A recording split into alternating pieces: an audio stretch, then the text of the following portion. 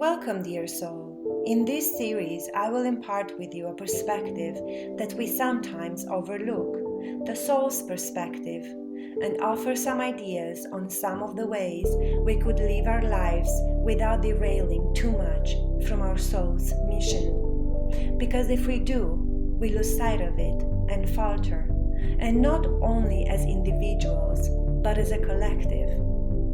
I, like many of you, started searching for the meaning of all this after a series of unfortunate events that left me astray.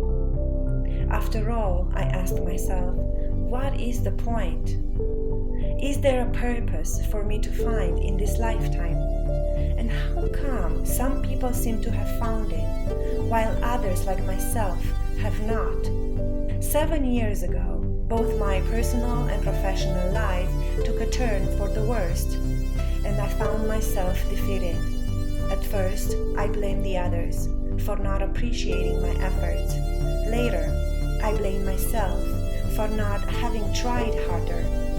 I started going back and forth between sessions of anxiety, panic, depression. I knew I wasn't broken, but that I was suffering. And I was suffering in silence. No one knew, not my family, my friends, no one. I never asked for help. I didn't want to be a burden. I should have, though. Or maybe not.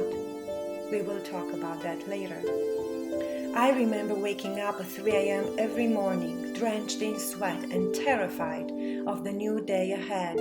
I stopped trusting people. I stopped socializing, trying new things.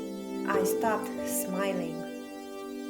While I never considered taking my life, I did take the life out of my living. I knew I had to do something before I lost it completely. So I started searching for ways to heal and maybe for some answers. I read numerous books on psychology, quantum physics, spirituality, and although they quenched my thirst for knowledge, my hunger for experience grew stronger. So much so that just a few years later, I quit my job and hit the road. First, I went to see my family in Romania and Italy. I needed some familiarity back in my life. Then to India. I've always wanted to get my yoga license in Rishikesh, the yoga capital of the world. Little did I know that my yoga journey would be less physical and more spiritual. In the end, that's why I went, right? Finally, Thailand brought me back to myself and wrapped up my journey for a moment. I say for a moment because we all know that as long as we're here, we are never done traveling. I'm not going to lie and say that my hunger for knowledge and experience subsided. On the contrary, it grew even stronger. Because the more I traveled, the more I realized how little did I know about the world. Every single person on this planet, no matter their background, religion, is exactly like you and me, in search for their own path. And while we might look different on the surface, we are all the same inside. And what's more important is that we all want the same exact things from life: love, acceptance, and harmony. In Europe, I visited churches and listened to priests. In India and Thailand, I visited temples and listened to yogis, gurus, monks. They all shared a little bit of knowledge in the little time I had with them. The priests said, "The kingdom of God is within you." The gurus spoke about karma and the journey of our soul towards enlightenment.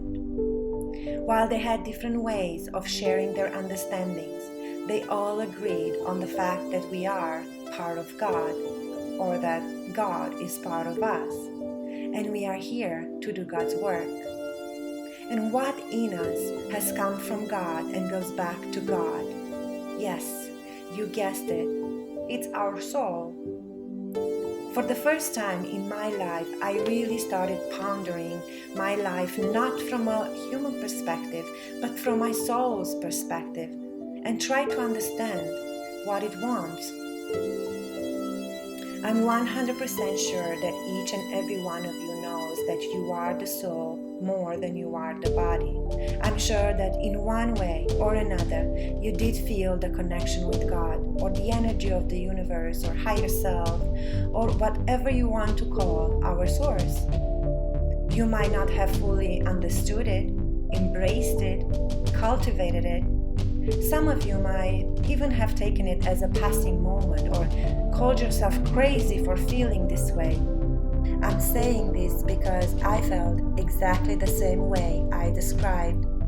But I wasn't crazy, and you are not crazy, and the connection you feel is the light that guides us through this lifetime and will eventually guide us back home. So please recognize it as such, listen to it, trust it, because it is you, the real you. In this series, I will tell you how I've come to think about my life from my soul's perspective and maybe inspire you to do the same. I'll see you in the next video.